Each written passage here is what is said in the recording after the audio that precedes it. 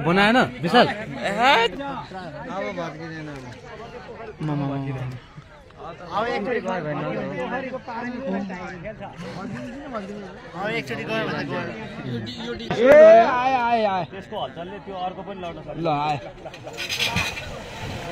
ओ बाबा कहाँबाट भेट्नु अब त्यो गाडी अब चाहिँ भेट्दैन अब चाहिँ ढुक्को गाडी कहाँबाट हुन्छ माटो माथि भइसक्यो माटो माथिको त्यस्तो